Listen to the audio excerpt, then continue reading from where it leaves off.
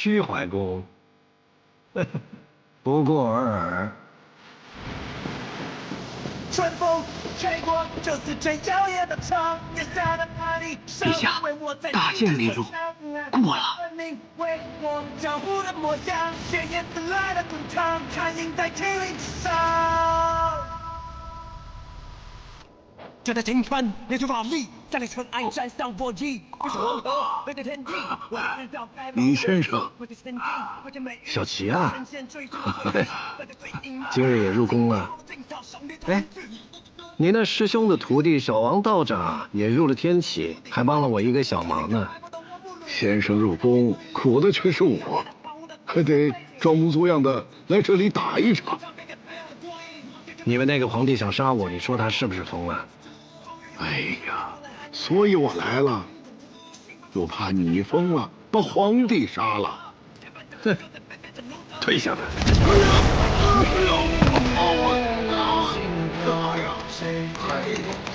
演的太过了吧？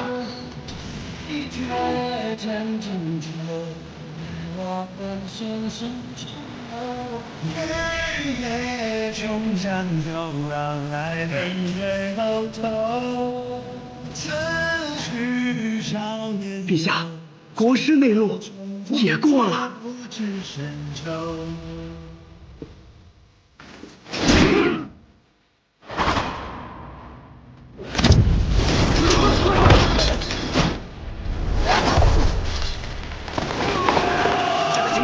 列出法力，在那尘埃山上搏击，这是黄河，而且天际，我会知道该往哪去。不是千金，不是美玉，不是神仙追寻我轨迹。李先生，李先生已至宫门。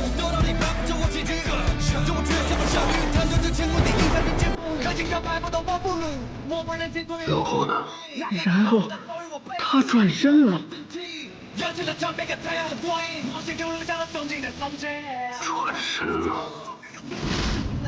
转身望着这里。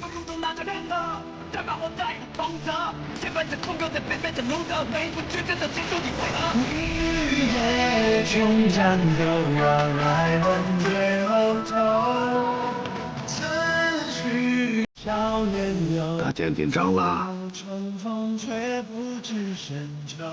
恐怕是毕生修为于今日毁于一旦。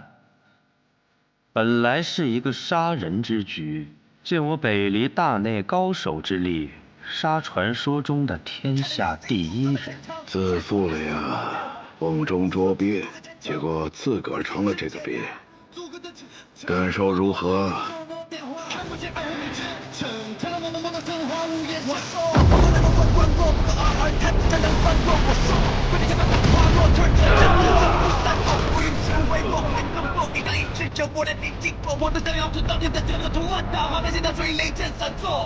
春风吹南流的帆，卖力的挺着走向，为我江湖的模样，谁见的来了滚烫。冲动前进，卖力的挺着走向，为我江湖的模样。李长生这是何意？怕是在提醒陛下，暂且还是不要打百里小公子的主意为好啊。意思送到了，就不吓你们了。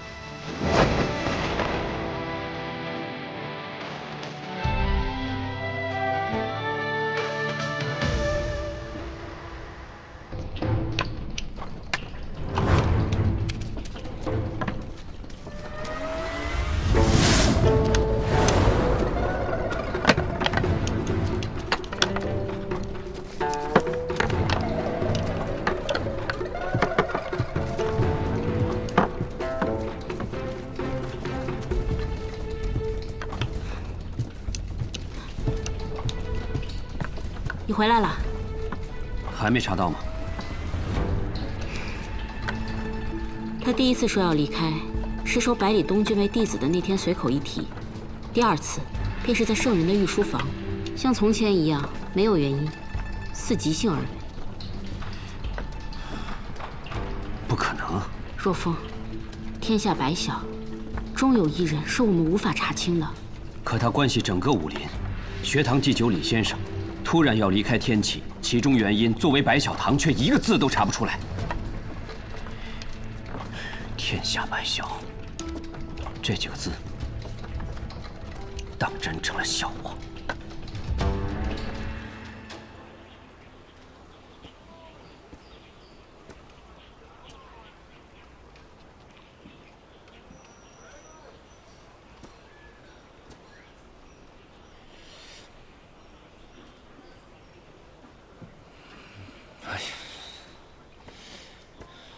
小伙子，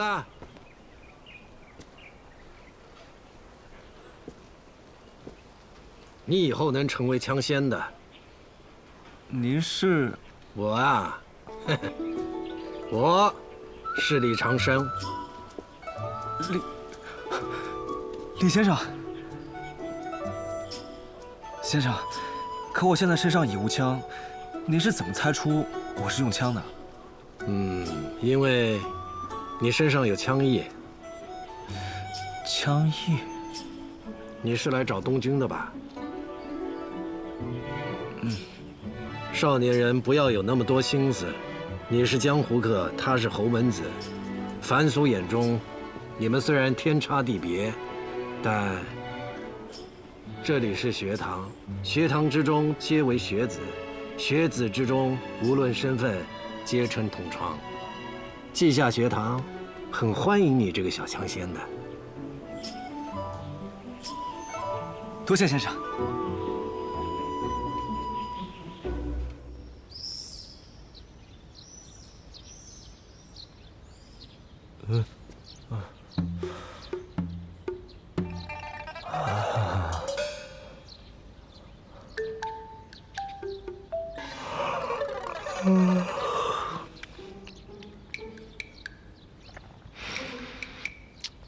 韩一，叫娘。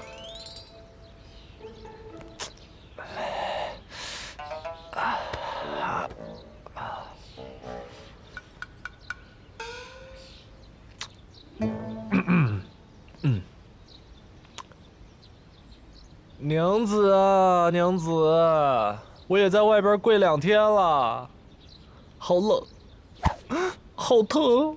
少跟我装可怜。卓墨公子武功高强，内力护体，又怎么会冷？娘子罚我，我也不敢用内力嘛。哼，你不敢？你什么不敢？北篱八公子可真是风流啊！以前你说是顾剑门带坏的你，可是人顾剑门早800年就离开天启了。我看你这路不认得也挺好的吗？不是啊，这真是小师弟他非……闭嘴！你小师弟那脸都红成猴屁股了，怕是这辈子第1次去青楼吧？你怎么不说是百花楼的姑娘绑着你去的呢？你这么说的话也太假了吧！你再说一遍！完了，雷梦莎，我看你是不想好了。趴下！等一下！趴下！娘子，哎呦，娘子！哎呀，娘子，我真听曲儿去了！哎呀，娘子，娘子啊，不去！韩一，救我！娘子啊！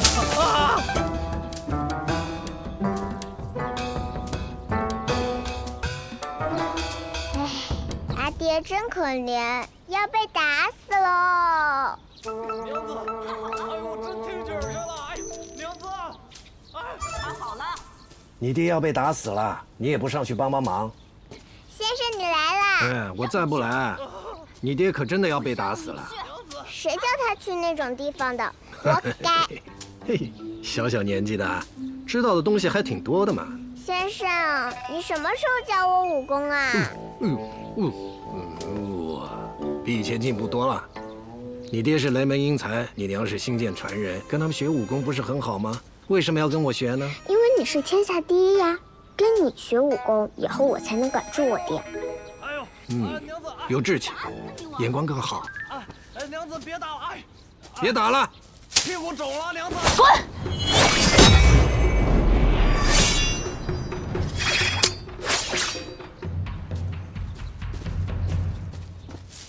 不去了，哎呀，哎呀，先生来了。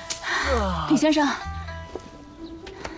先生救我！跪下！行了，也没发生什么大事嘛。虽然去了趟青楼，也没犯什么大错。夫人，雷儿这个人我很了解他的，对夫人可谓是忠贞不二。他也只敢去听点小曲儿，是吧？我想他今天去了百花楼，应该是看到百里东君和那个用枪的少年，让他想起了自己和顾剑门的往事，兴之所至了，是不是啊，雷儿？就是，是什么事？厚颜无耻！厚颜无耻！以后还敢不敢？不去了。我以后想听曲儿，我找窦轩去，他唱的也还行。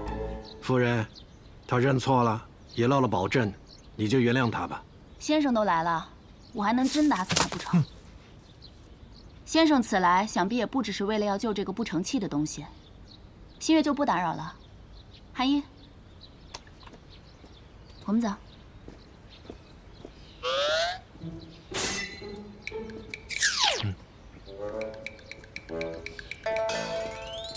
哎，师傅，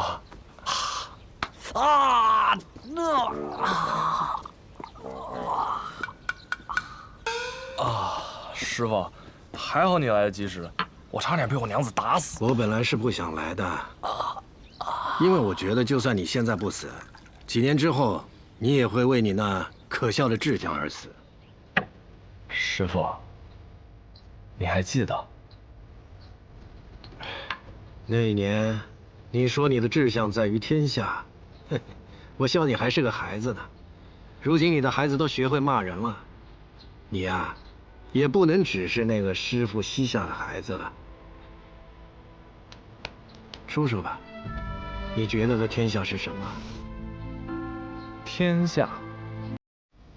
当时我年轻气盛，我觉得天下就是一个能够供少年们征伐的地方。那么现在呢？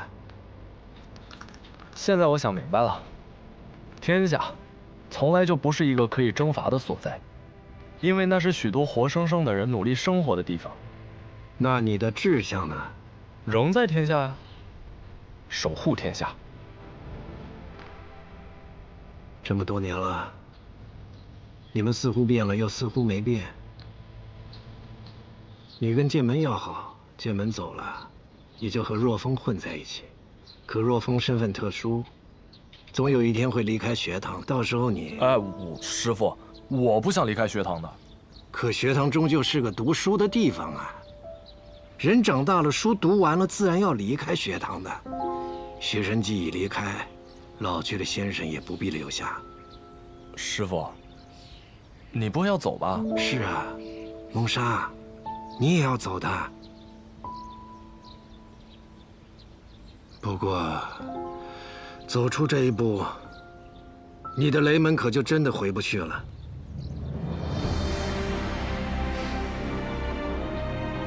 那就不回去了。你不想牵连雷门，所以故意无视门规，让雷门驱逐你。你不想连累妻女，所以让你的女儿随母姓。要是遇到了什么万一，背后至少还有一个剑心种撑腰。可是梦莎，成大事者无不彻底割绝过往。你呀，还差得很远呢。等时机到了，让韩毅来找我，我教他剑术。师傅，你不回来了吗？你啊！我说了老半天，你到现在才明白啊！就你这样的人，还想守护天下呀？我告诉你，守护天下不是人人都有资格的。你和若风若想取得这份资格，势必要经过一番苦战。你们呀，不要半途死了。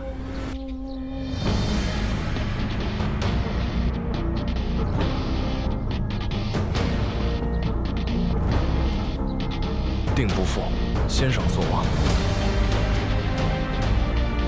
已经负了。我之所望，就是弟子们能纵情江湖，肆意而活。哎，天下什么的太沉重了，你不负自己所望就行了。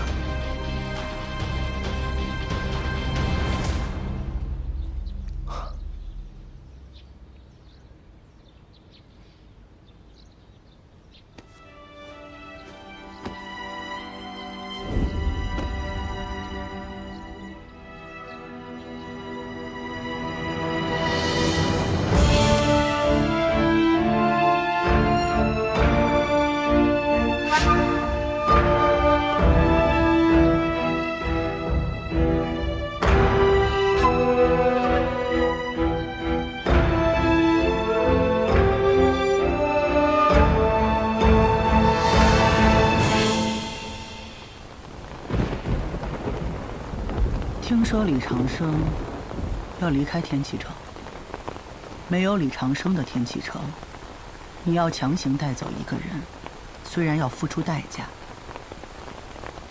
但也不算难。我自己去。从小到大，你都是那么倔。光凭你自己，就算你有实力，心爱的姑娘，怕是早已嫁给他人。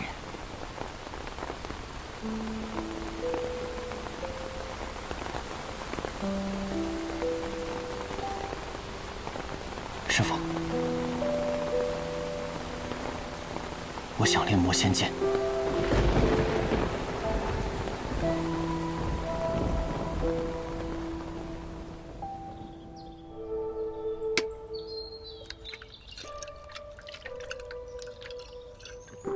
没想到半年不见，你经历这么丰富。没有你的跌宕起伏。哎，你昨晚如何呀？你怎么也这样？小小年纪不学好？司空张峰，你有点良心。昨天因为你和雷师兄，我都被人污蔑了，还跟尹师侄吵了一架，容易吗我？他呀，昨天只是找我过去叙话，把我认成了儿时的一个哥哥而已。听你这语气，挺失落的呀。我有什么好失落的？哎，因为随口吹的一支曲子，结识了千金难买一面的大美人，多少人求之不得的事情，我有什么好失落的？哟，好，你不失落，那你到底是不是他哥哥呀？我怎么知道？我又记不起以前的事情。也是。你跟我说过，你失忆了。或许吧，我也没有刻意想过。要真的仔细的想，好像此前的人生都是一片空白。看来你是真的什么都不记得了。那又怎样？我又不靠以前的记忆过活。司空张峰，那你有没有想过，你不知道你的来处？但你却和他会同一支曲子，这说明什么？我也不知道。你干嘛？万一你真是他的哥哥呢？万一他弹这支曲子就是为了等他的哥哥出现呢？百花楼里那么多客人，是天启的，不是天启的，有钱的，没钱的，为何就你偏偏听过呢？你一点都不着急？他那么受欢迎，错过了，可就真的错过了。可我真的是记不起来了，就是怎么想也想不起来的那种。皇帝不急急死太监，百里东君，往事不可追。我和他，或许还有未来吧。哎，行吧，行吧。哎，你怎么还不开始酿酒？莫不是忘了本月14日的那个赌约了？我当然记得呀，我这不是找灵感的吗？皇帝不急急死太监。百里东君，你，哎，这可不是你一个人的事儿啊！我枪还压在那儿呢。好了，我知道，放心吧，你的事儿就是我的事儿，你枪把我身上。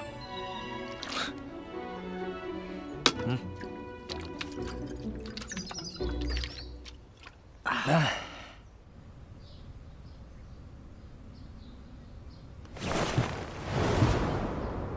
谁？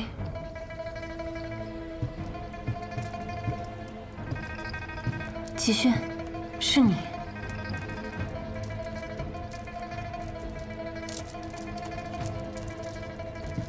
你怎么会来这儿？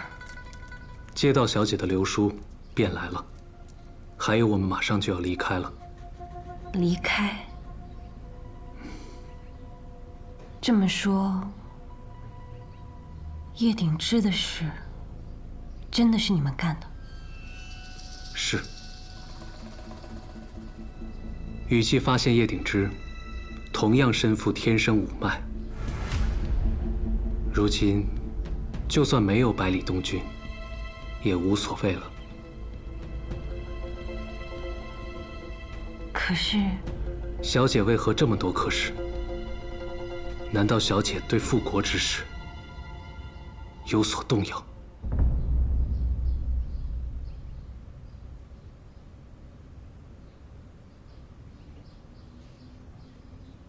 是的，这一路我动摇了。齐轩，我们找到天神五脉又如何呢？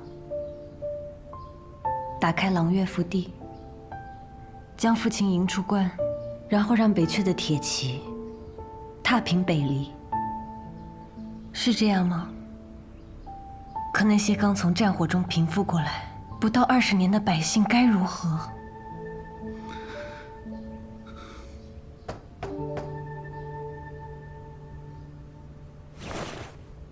陆霞姐姐，哪位？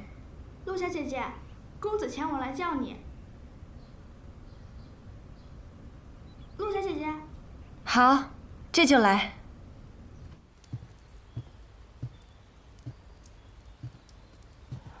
徒儿，你来了呀。师父，来看看这棋。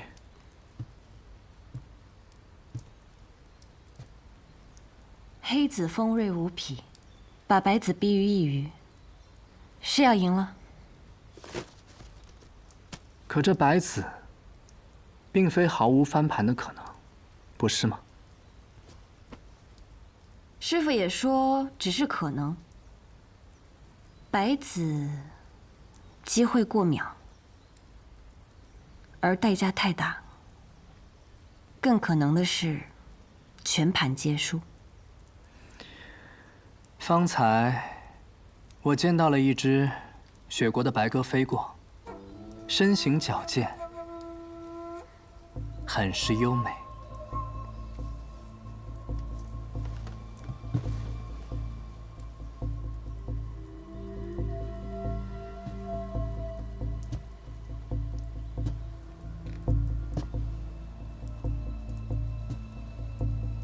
来了。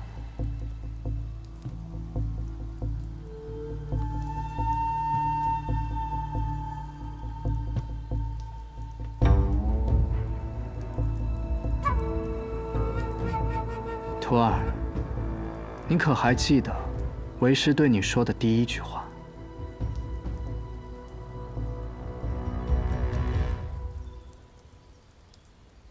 你来了。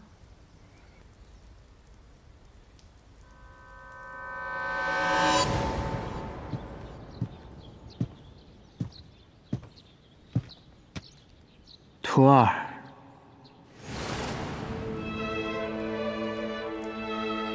你既入了我的门下，那就不论出身，不论出处，都是我的徒弟，是我第一个弟子，也是唯一的弟子。无论发生任何事，都有为师替你担着。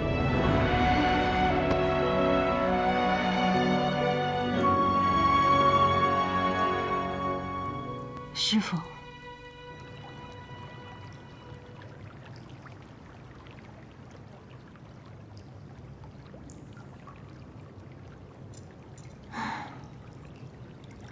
星儿，姐姐什么时候才能回来啊？我都快闷死了。我以前到处玩都没人寻我，她一回来，每天跟大朝会似的，每天都有不同的人用不同的事儿找她，我装不下去了，我好累啊，星儿。算算日子，她应该快回来了吧？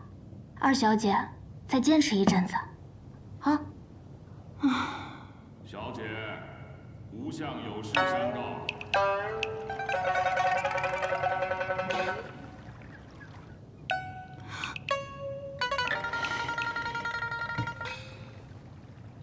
无相尊使，我近日身体不适，尊使自行决断便是。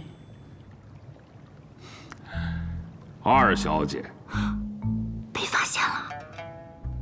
二小姐模仿小姐，几乎可以以假乱真。那又怎样？还不是被尊使发现了？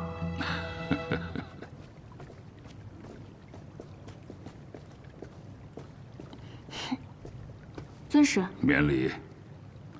二小姐与小姐本就是异母同胞的姐妹，又打小一同长大，关系亲密。按说二小姐若是想假扮小姐，还是很难被发现的。那尊使是怎么发现的呢？小姐喜静，二小姐喜动，本就是不同的个性，更何况我是看顾着二位小姐长大的，要想瞒过我，可不容易哟，难为二小姐了。尊使，你既然知道是我在这里，那是不是也知道姐姐的行踪？怎么样，姐姐是不是快回来了？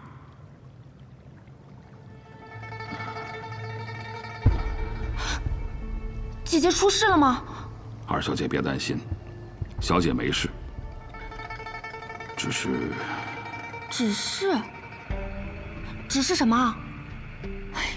有话你就直说，你要急死我吗？只是小姐或许不回天外天了。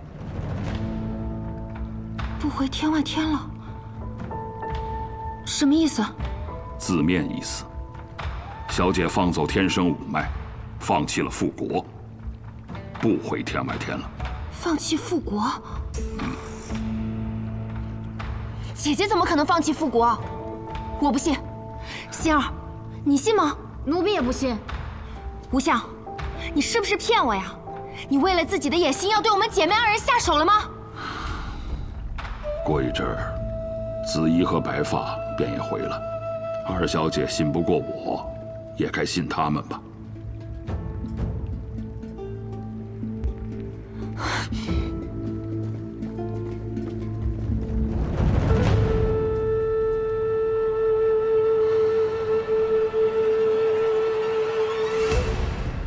你还有什么要同为师说的？这段时日，有一件事情一直困扰着我。我与身边之人曾经为了一件事而努力，可最近我发现，这件事似乎不是正确的。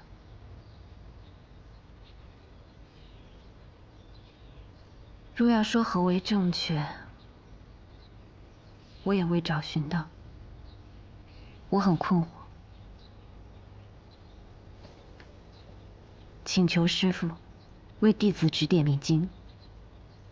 这人生在世，本就没有那么多是非黑白之事。人在不同的时期，就会有着不同的选择。你见过更多更广阔的天地，自然就会有不同的见解。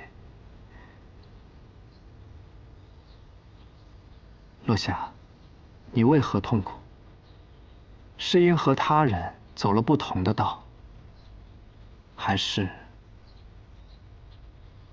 你心中没找到答案啊？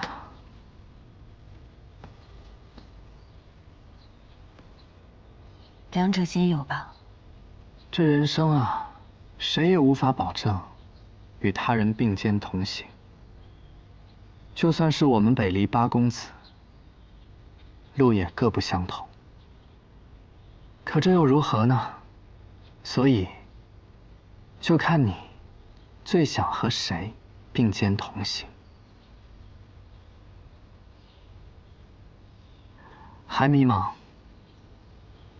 那说明你还需要继续寻找心底的答案。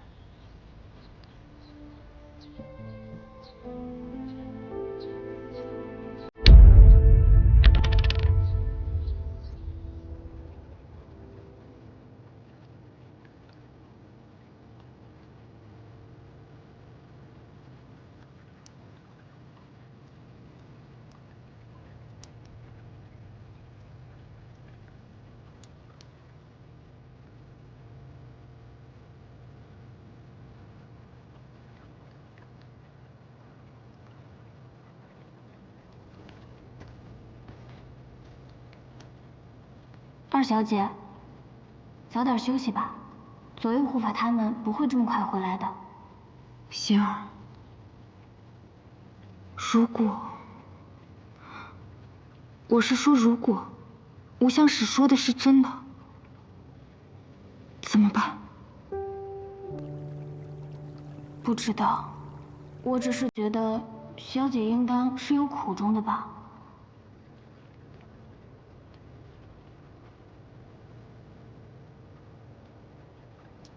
二小姐，你呢？我吗？百灵就要攻进来了，快跑啊，二小姐！这是母后送我的摘子。青儿，回来！青儿，姐姐，他抢走了母后送我的摘子，这是我的东西，我的家。回来！回来！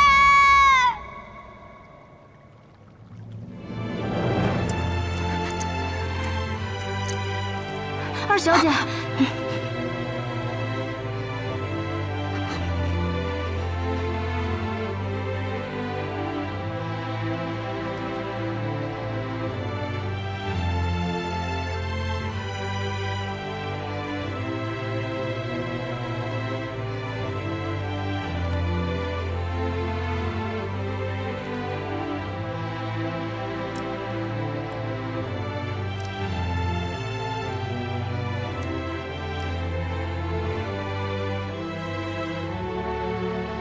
我可能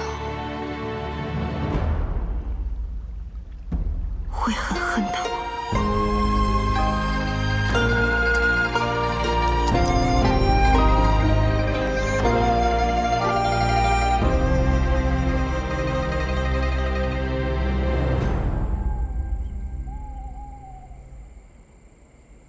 我的好徒儿，在这赏月啊！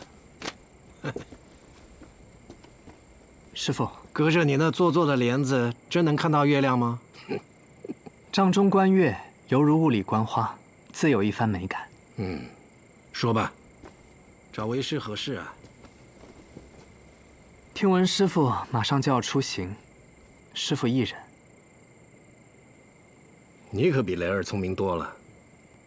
自然不是，还有你那个不省心的小师弟百里东君呢。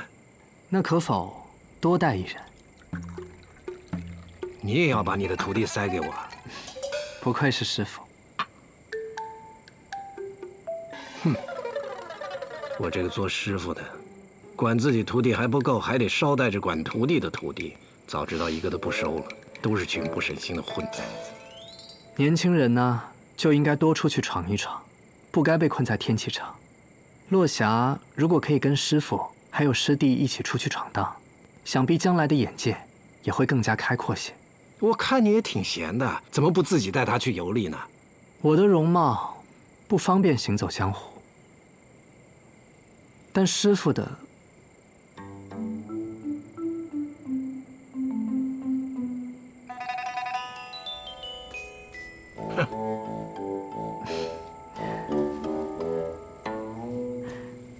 多谢师傅。行了，行了，行了。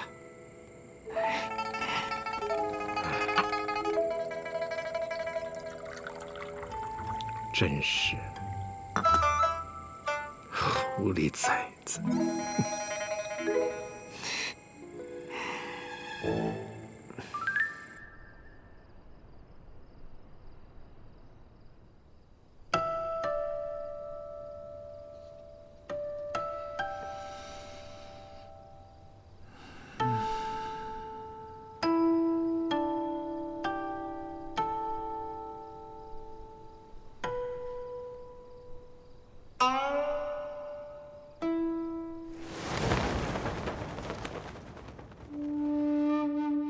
桃花香。东君，每种酒都有自己的性格，就像人一样，不同性格的酒，自然也有不同的滋味。徒儿总听说，天启城的秋露白能品3味，难道这种酒还有3种性格？酒过心头，心头什么滋味，那酒就是什么滋味。不是因为酒有3种性格，而是因为你的心被酒气牵引，千头万绪涌上心头。那师傅，您最喜欢的酒是什么滋味啊？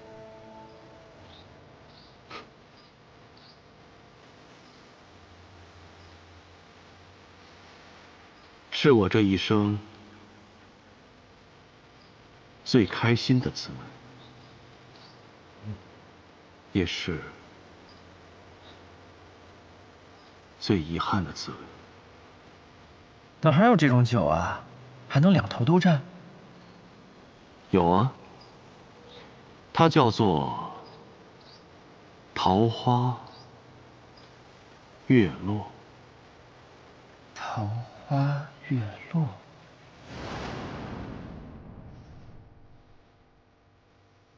那会不会有一种酒，是最有情的滋味，也是最无情的滋味？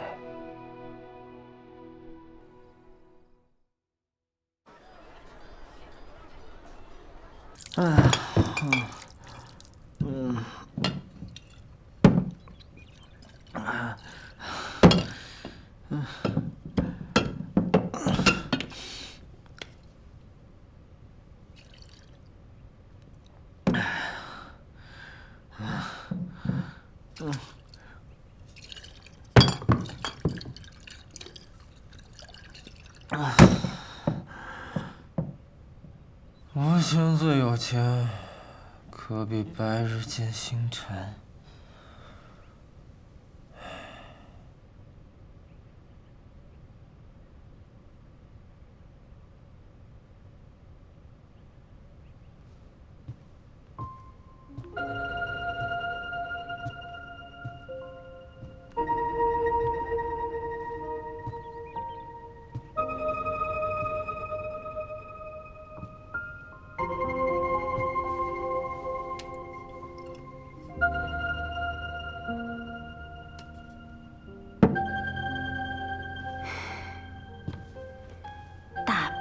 天的！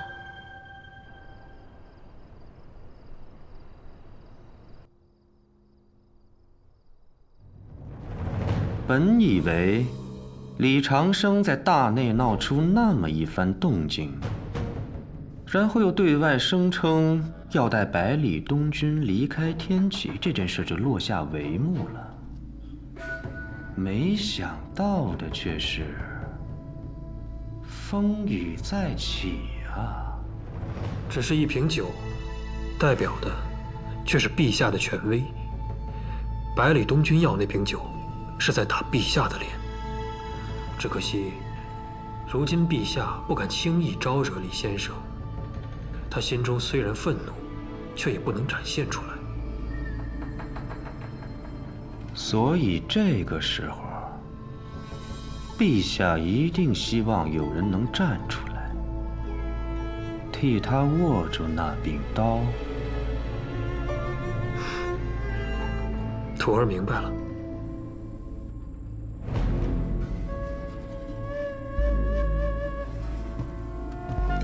殿下，有贵客来访。哦。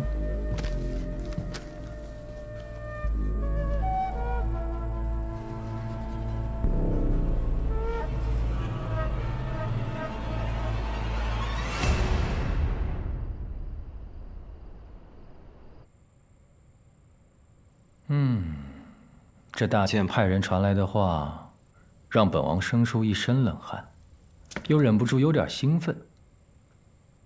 哎，百里东军与谢师的比试在哪一日？回殿下，就在明日。天时利我呀！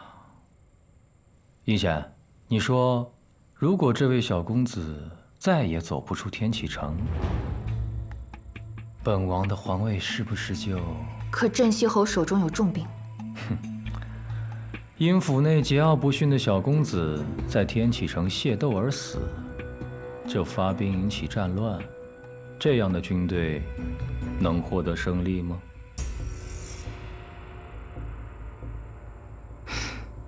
还是殿下英明。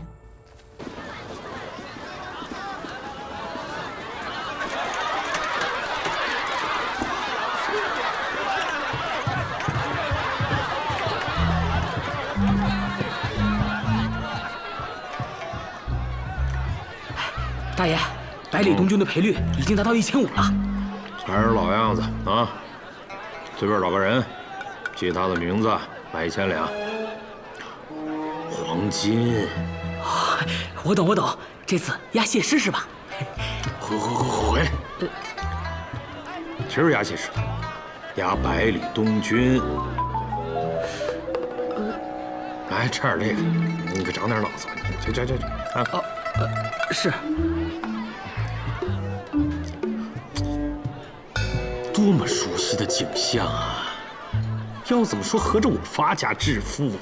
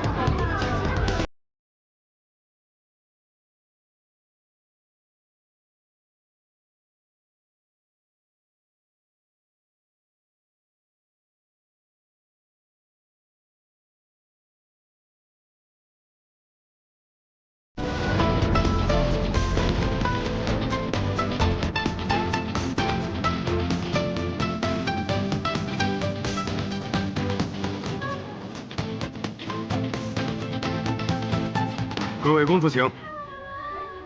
谢师。这位是？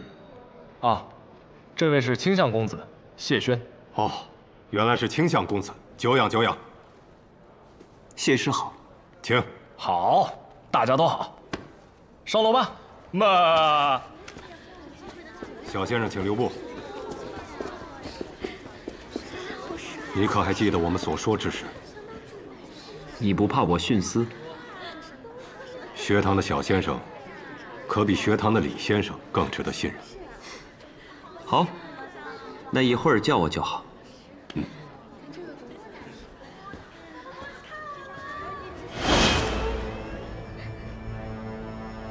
下贱的东西！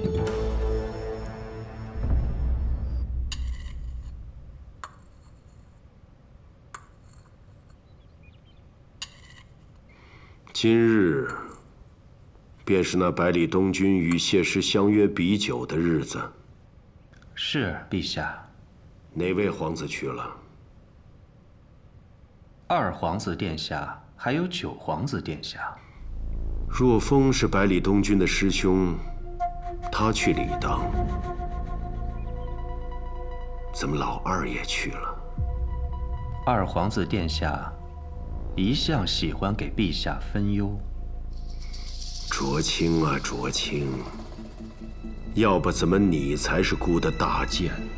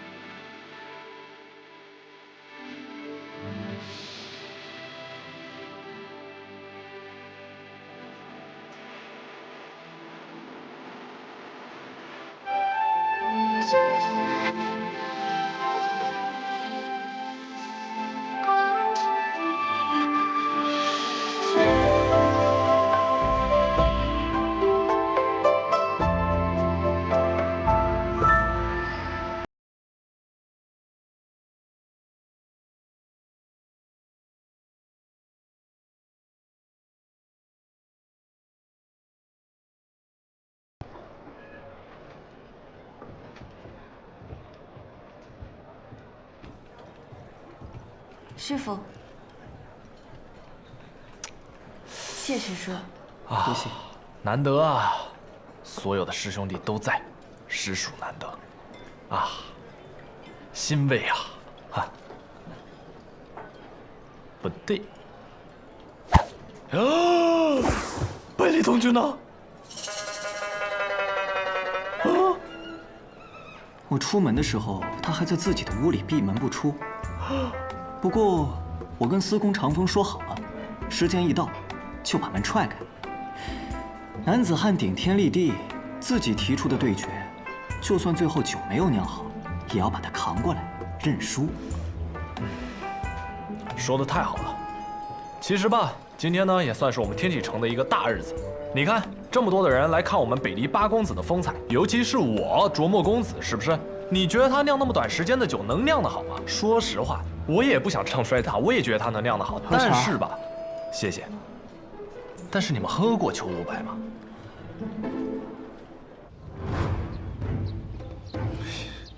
百里东君，你还能不能唱啊？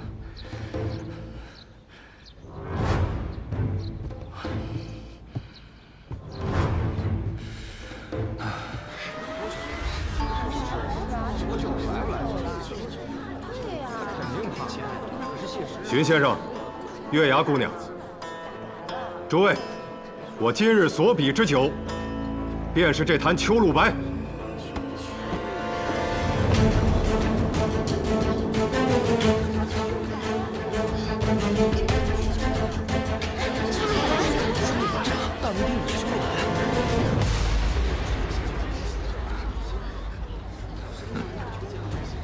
李先生的弟子呢？怎么还没来？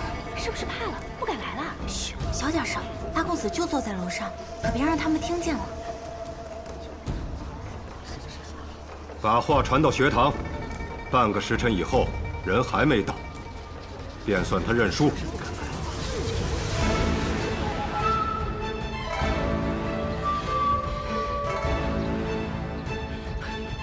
碉楼小筑传话来了，半个时辰后人还不到，就算百里师兄输了。百里东君，你还能唱吗？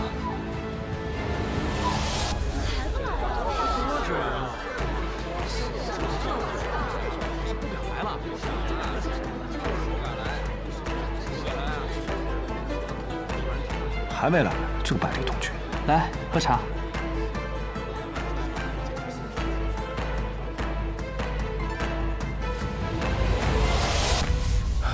我准备好了。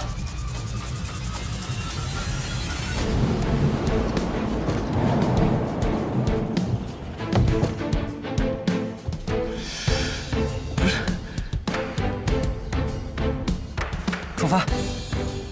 你要去比美啊？今日好歹也是我们阴阳天启的日子，怎么着也得打扮得帅气些吧？啊，酒呢？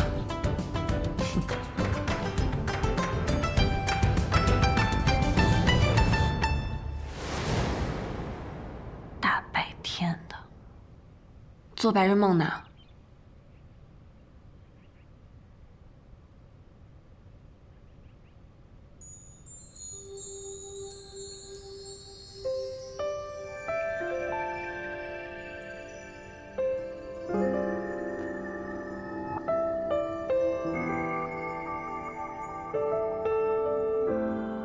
做白日梦呢？又梦见去青楼了？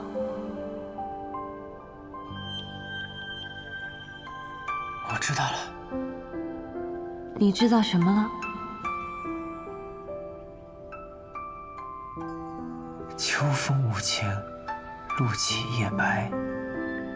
而我要酿的是友情，是白日见星辰，心中有故人。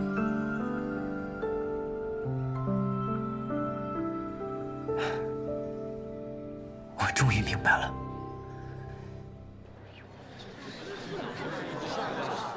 哎，到了。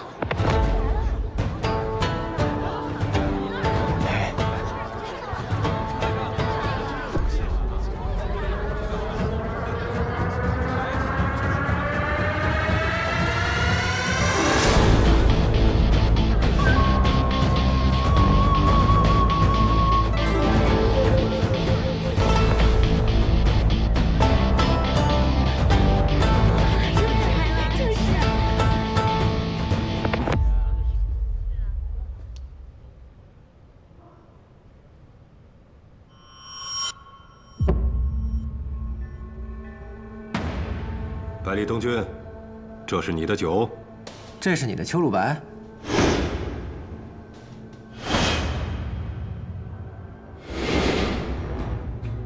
既然人都到了，那就比试开始吧。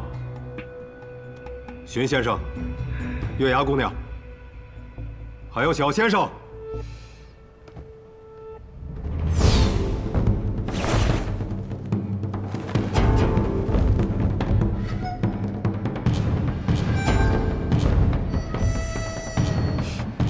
嗨，第3位品酒师是老七呀。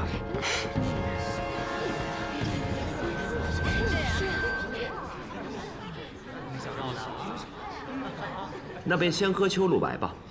这几年经常随军在外，也是许久没有喝到，甚是想念。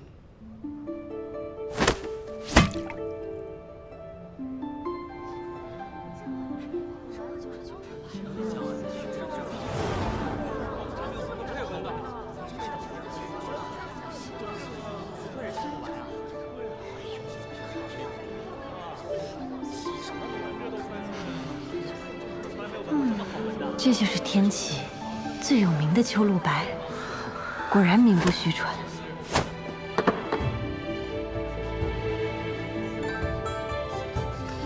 你有1坛酒，可你却只用了3杯，剩下的等你输给我，赠与我如何？等你赢了再说。3位请。秋露繁浓之时，以玉壶收之，用于酿酒，故称秋露白。 因为秋露难收，就算动用千百人次，用于酿酒也只是杯水车薪，所以这1月只能品这1日，遗憾了。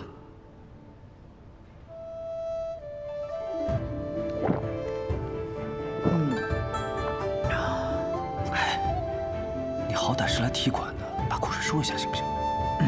不矛盾。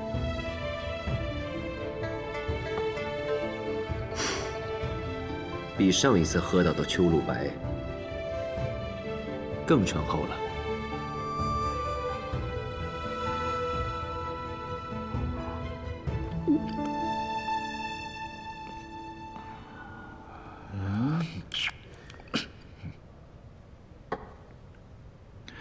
小谢近年来酿酒之术精进了不少，比起那杯秋露白，已经差得不太多了。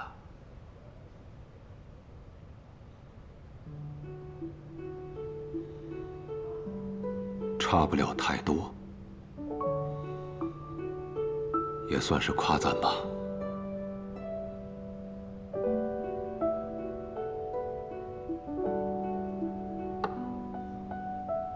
人生达命岂暇愁，且饮美酒登高楼。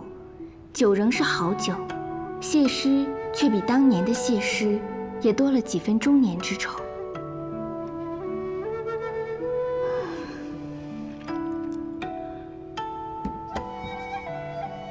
世间美酒可品1味，而秋露白能品3味。酒暖心肠品春，酒热人志品夏，酒解人愁品秋。东君啊，你的酒可品几味？我的酒乃是天上酒，品不到人间味。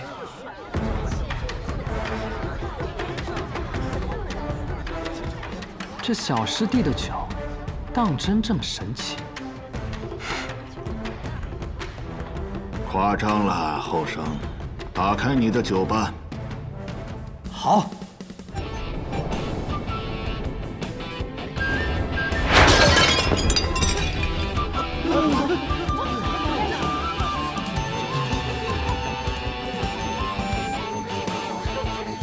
李师侄，借我子筹一用。 给。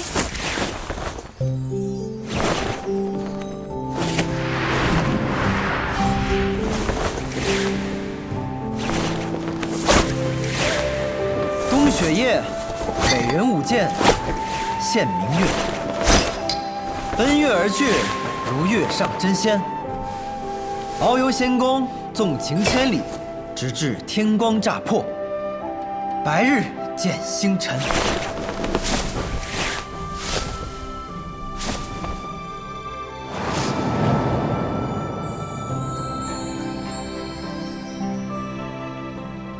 哟，北斗七星啊！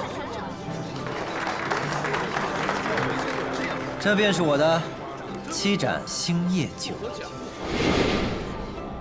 天枢、天璇、天机、天权、玉衡、开阳、瑶光，请君饮之。7盏星夜酒。荀先生见多识广，可曾喝过这样的酒？不曾。连荀先生都未曾喝过的酒，倒是让我颇想尝尝。请吧，老先生，请吧。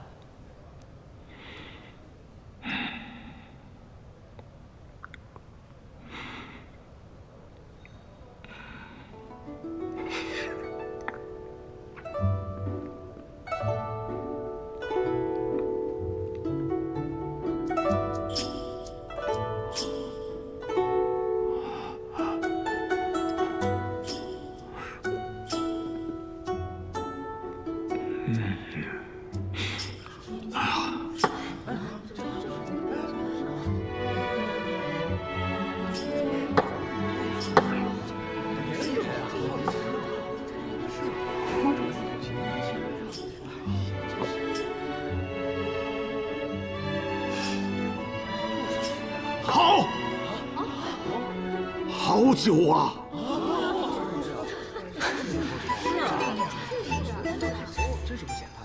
多好的酒，像是回到了我少年的时候。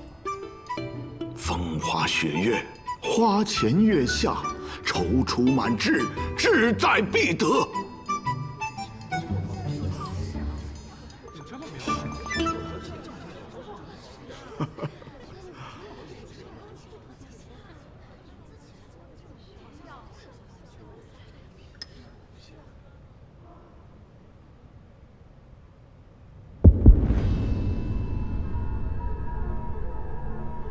此酒，小师兄带我入天启，让我见识到真正的天地之大。东君无以回报。师兄的酒，味道与其他2位无差，只是其中略略加了我的一点小私心。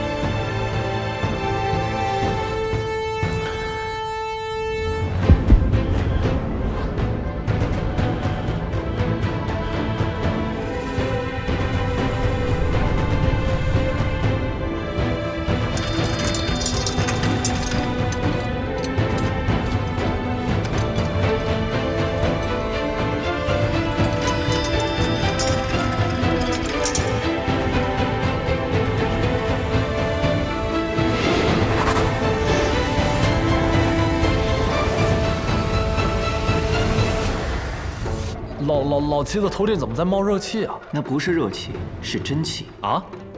真气啊！真气乃为气，照理说应该是虚无缥缈的，也应该只有在体内流动的时候能感受得到。我怎么从未听闻有真气是肉眼可见的呀？3昧真气已全，百炼繁星俱净，真气出体凝成所见的情况确实很少，但也不是没有，一般发生在破境之时。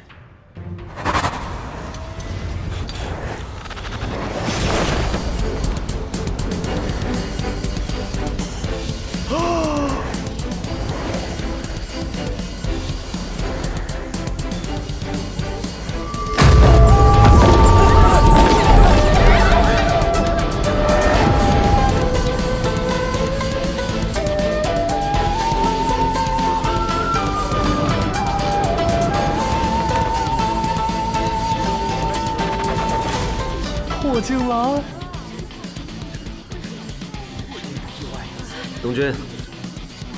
东东君，我滞留此境久矣，却苦无破境之法。你的酒，助我。多谢。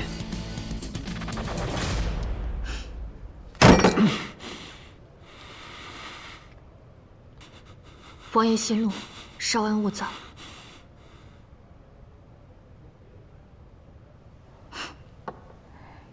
能品人间百味又如何？不如仙宫遨游一瞬。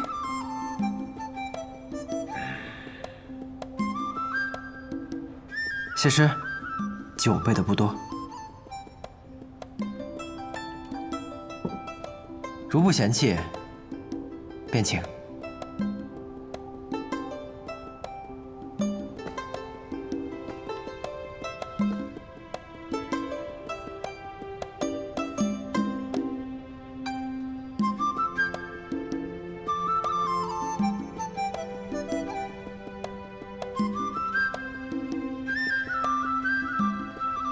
敢问公子师承何人？家师姓古。原来如此，原来如此。3位品酒师，可有结果了？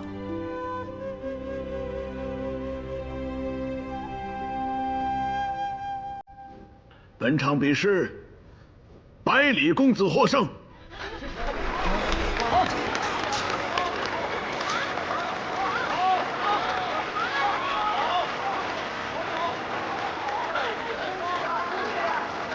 我的酒！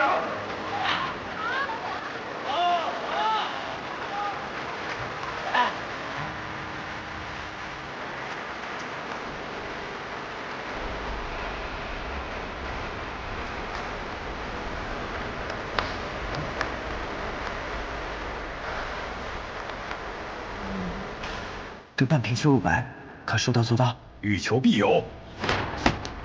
豪气！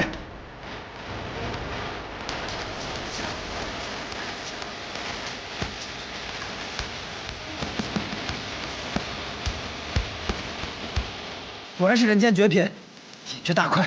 喂，